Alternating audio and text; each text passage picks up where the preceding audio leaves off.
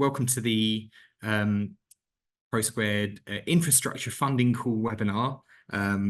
It trips off the tongue. I'm Professor Mike Fraser, and I'm the academic lead and the PI of the pro² network. We are recording this webinar so that people can pick up the information later on our site if they aren't able to attend today. Thanks to you for coming, those of you who are live with us. And yeah, we'll have a bit of a Q&A at the end of this short presentation to answer any questions you might have. I'm going to do a bit of a run through what pro² is and does, and who we are, and then talk about specifically the funding call and the areas we're interested in. Okay, so let's move on slides. So here we are. These are the best photos we could muster. I'm Mike. I'm the lead of the Network Plus. Steve, who isn't with us on this call today, is the network co-lead. Those of you who've known Steve for a while will know he's been at Microsoft Research for many years, but has recently moved to Lancaster University. Sarah's on the call with us today, who's our network manager. Gives away, Sarah, thank you. And Brian on the call today, who's our infrastructure lead, theme lead. Myself and Brian have been working specifically within the steering group on this call.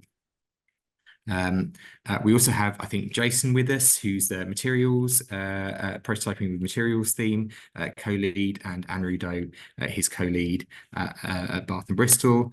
Matt joins us today, who's our network designer. We can talk a little bit more about network design role later and its relevance to the call. And final member of our steering group is Joe Finney, who's the replication theme 2 lead from Lancaster. So these are the themes that pro² is currently operating with. So we have 3 broad themes in prototyping with emerging materials, in isotyping, and in infrastructure. And this call is relating to this 3rd theme in infrastructure. This is our 2nd funding call from pro². So we have already run a call that ran through last year for funding in theme 2 in isotyping, principally focused on theme 2. And a little teaser for you, we think that there might well be a theme 1 call coming later this year on prototyping with emerging materials, but spoiler alert, we haven't got the details yet, so please don't ask me for them. Okay. pro² is a collective endeavour. We're a large and growing network with a list of supporters who originally backed the funding proposal that went through EPSRC's Digital Economy Funding Call. We have since then launched the network about a year ago, and the membership is growing rapidly. This is not a complete list of members, but sort of a sample. So we have an increasing number of academic and industry partners involved in the network, and yeah, really excited to try and build those connections between academia and industry in what we think is a really important area.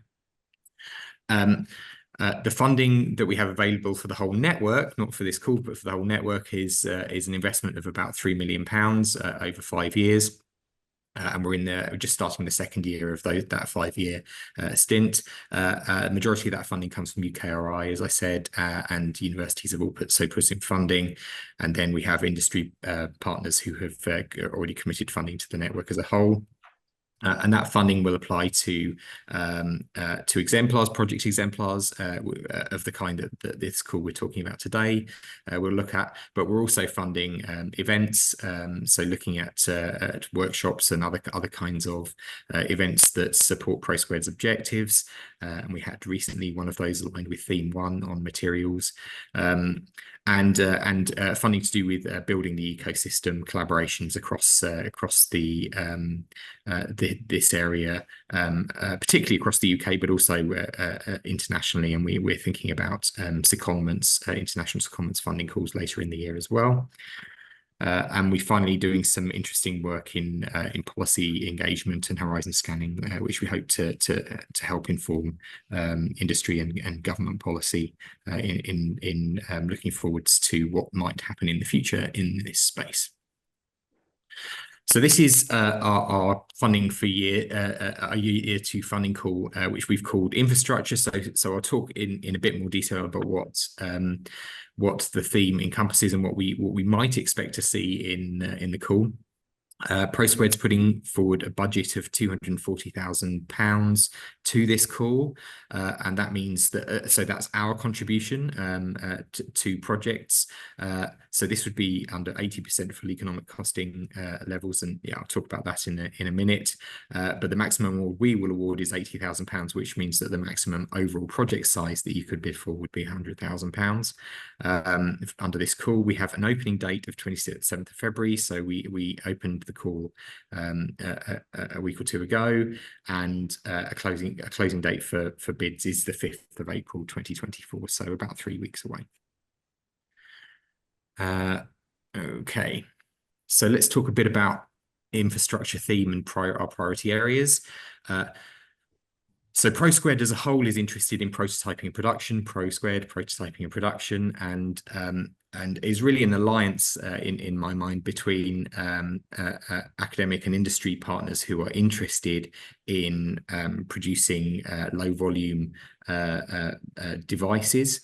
I think one of the reasons we launched the idea of bidding for this network in the first place was that we felt that there was a significant amount of work going into producing one-off prototypes of digital devices, and lots of platforms and systems commercially available to do that, not least the microcontroller ecosystem around Arduino, Raspberry Pi, Microbit, and so on.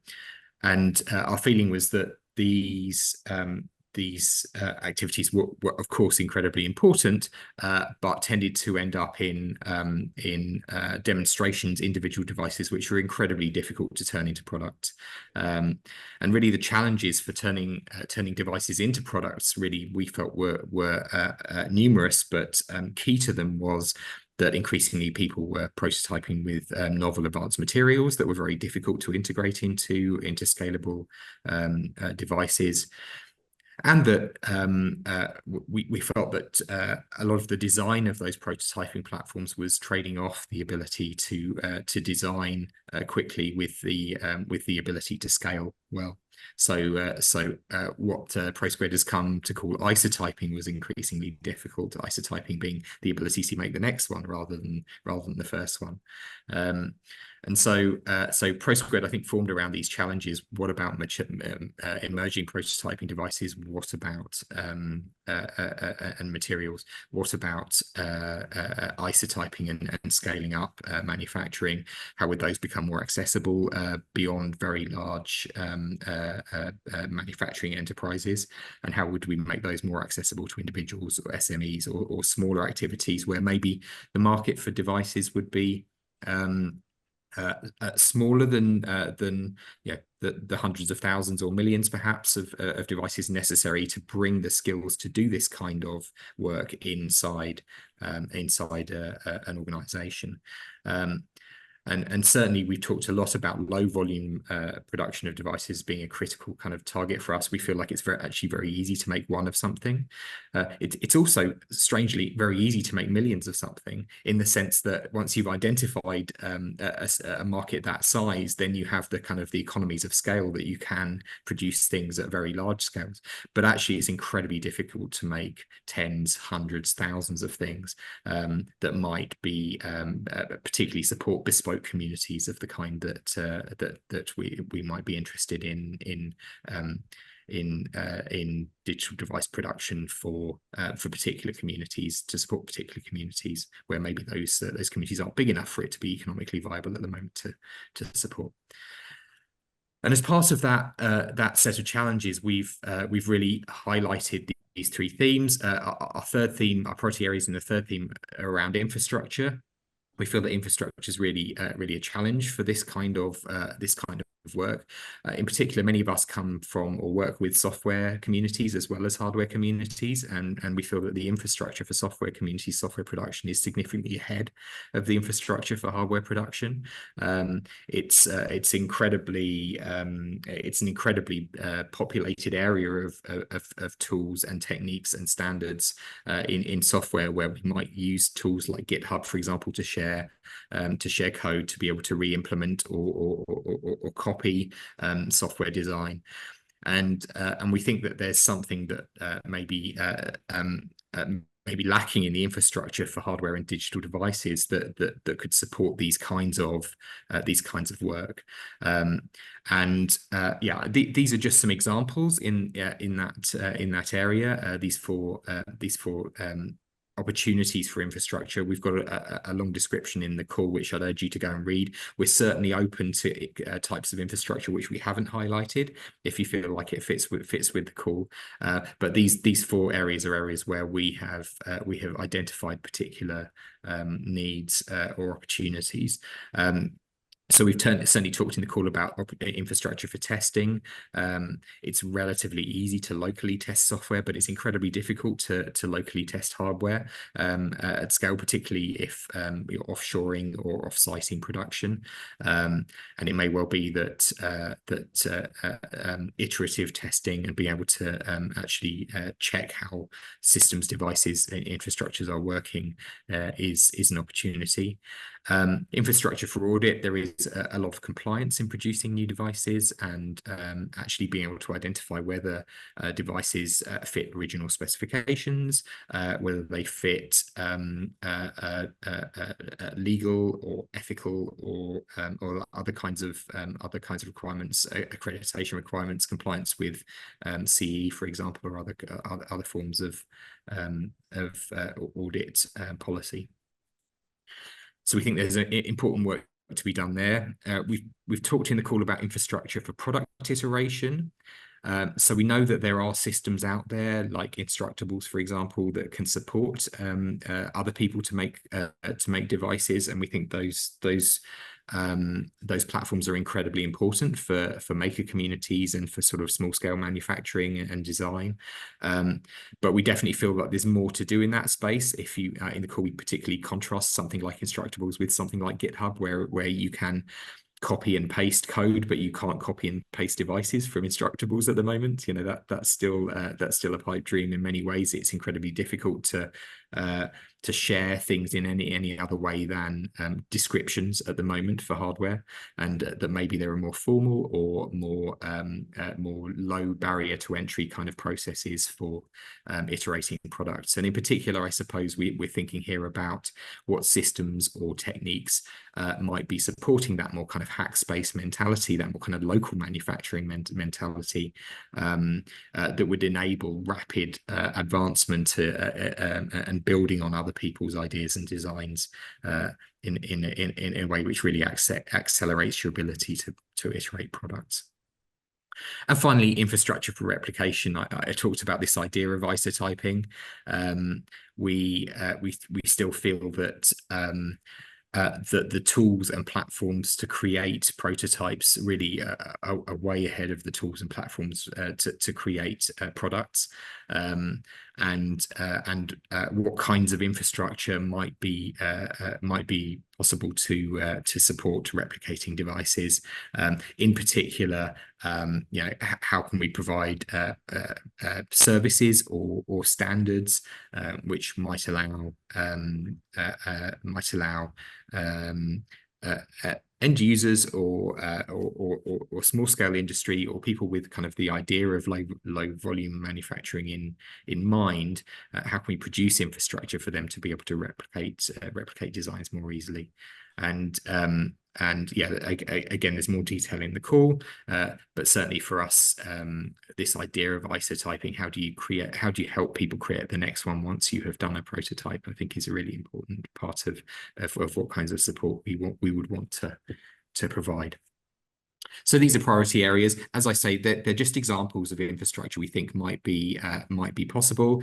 Um, the interpretation of infrastructure could be both hardware and software infrastructure, and that's absolutely fine. We've focused, I think, in the call a little bit on the idea of software infrastructures and platforms that support these kind of activities, but we've also mentioned areas of hardware design like Internet of Things and so on, which people might bring to bear on this kind of problem. Okay. So funding available. We are expecting projects to last between 6 and 12 months and mustn't go beyond the 12-month mark.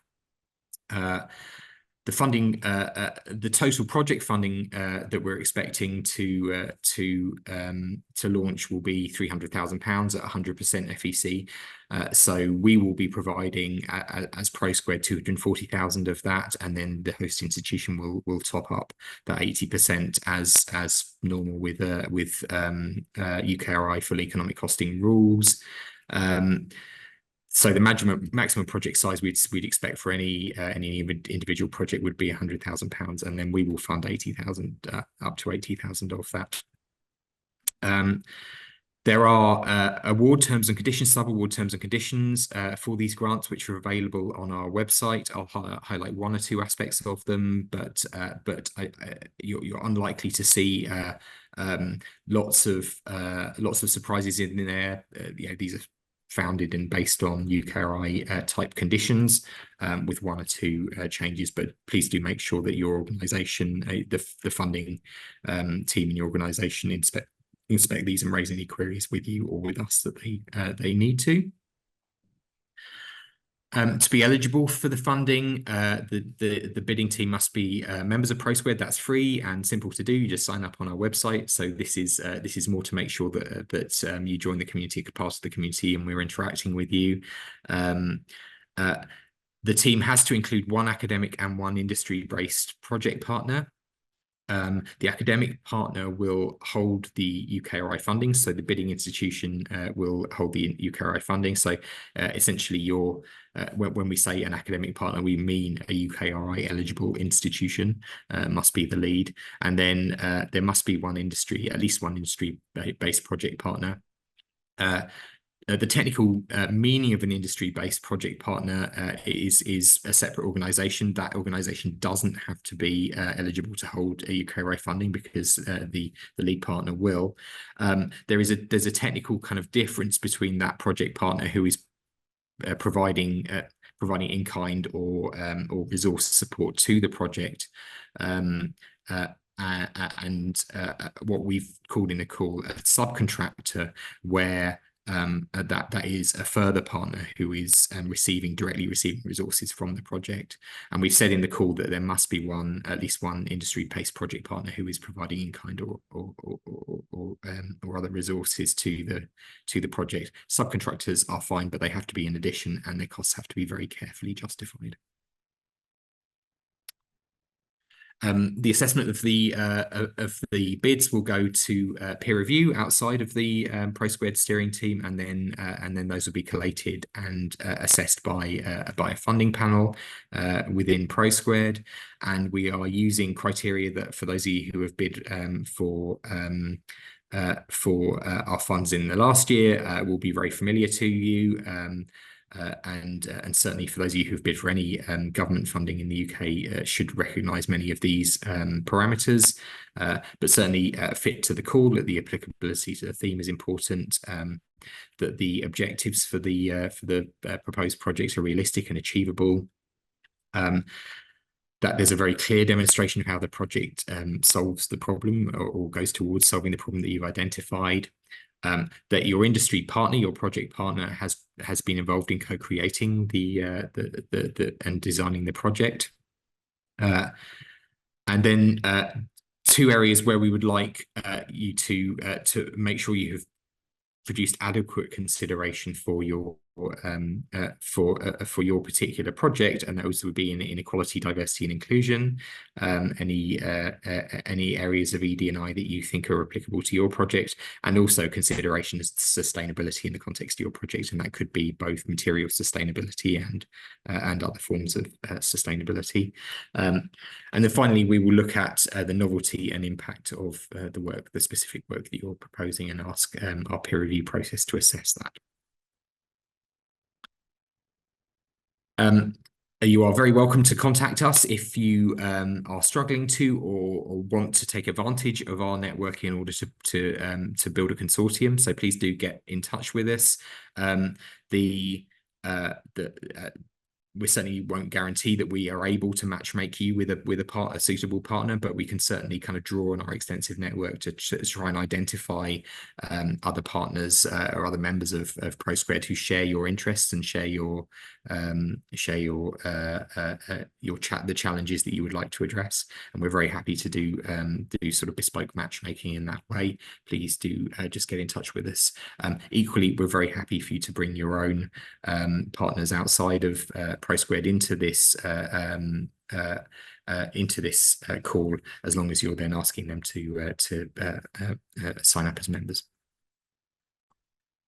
Okay, that's all I have. There are many more things that I could say about the call. I think it probably is just one more thing I'd highlight to you, which is to make sure when you look at the sub-award that you specifically read the intellectual property terms and conditions that are part of that sub-award. pro² is part of a community that I think takes open source and open data very, very seriously. We expect people to share the results of their work, and so we have configured our sub-award agreement very specifically to encourage that kind of behaviour. I'd encourage you to take a look at that and make sure that both you and your partners are comfortable with that before you submit any bids. We'd really encourage you to apply. Really excited about hearing what great ideas you have, which I'm sure will be 100 times better than the ones that we anticipated, I hope. And with that, I'm going to stop sharing.